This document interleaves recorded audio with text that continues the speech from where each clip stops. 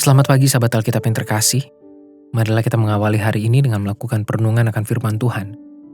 Bacaan Alkitab kita pada hari ini berasal dari kitab 2 Korintus pasal yang kedua, ayat 12-17. Ketika aku tiba di Troas untuk memberitakan Injil Kristus, aku dapati bahwa Tuhan telah membuka jalan untuk pekerjaan di sana.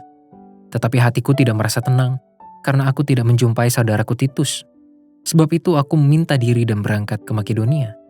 Tetapi syukur bagi Allah yang dalam Kristus selalu membawa kami di jalan kemenangannya. Dengan perantaraan kami ia menyebarkan keharuman pengenalan akan Dia di mana-mana. Sebab bagi Allah kami adalah bau yang harum dari Kristus di tengah-tengah mereka yang diselamatkan dan di antara mereka yang binasa. Bagian terakhir kami adalah bau kematian yang mematikan, dan bagian pertama bau kehidupan yang menghidupkan. Tetapi siapakah yang sanggup menunaikan tugas yang demikian? Sebab kami tidak sama dengan banyak orang lain yang mencari keuntungan dari firman Allah. Sebaliknya, dalam Kristus kami berbicara sebagaimana mestinya dengan maksud-maksud murni atas perintah Allah dan di hadapannya. Apabila kita membicarakan perihal selera, tentu setiap orang punya standarnya masing-masing. Misalnya, selera makanan tiap orang dalam sebuah keluarga pun dapat berbeda-beda.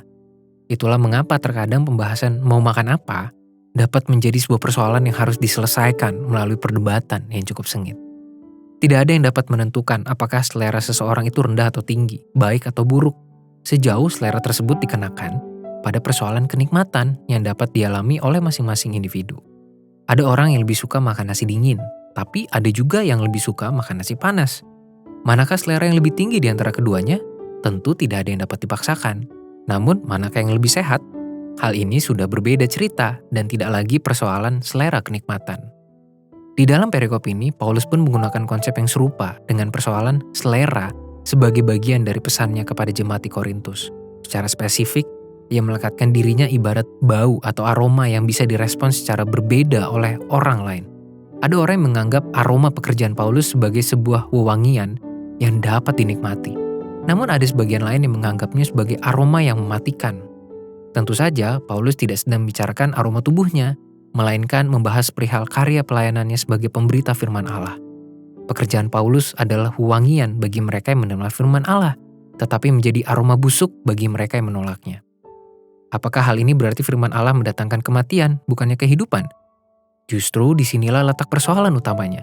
Bagi orang-orang yang menutup hati dan pikirannya terhadap firman Allah, seluruh pengajaran firman adalah sebuah hal yang membelenggu. Namun pengajaran itulah yang justru menjadi tuntunan kehidupan bagi orang-orang yang menerimanya.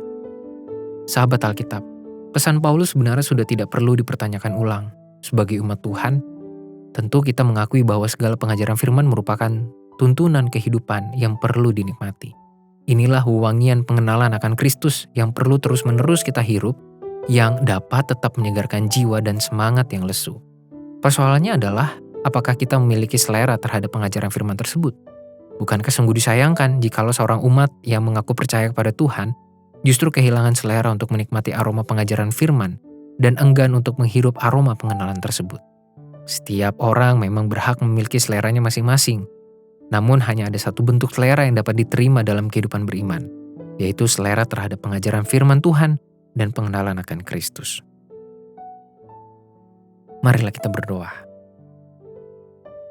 Tuhan, terima kasih untuk semua kenikmatan yang selalu Tuhan tawarkan bagi kami untuk dapat kami nikmati, untuk dapat kami rasakan di sepanjang kehidupan kami. Aroma pekerjaan, pengenalan akan Kristus, itulah yang idealnya menjadi bagian dari kenikmatan hidup kami. Tuhan tidak pernah membatasi pengenalan akan Engkau bagi kami.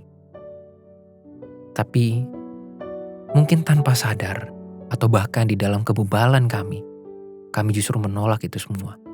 Tolong kami Tuhan, berikan kami hati yang siap dan selalu haus akan pengenalan akan Tuhan. Hanya di dalam nama Tuhan Yesus kami berdoa. Amin.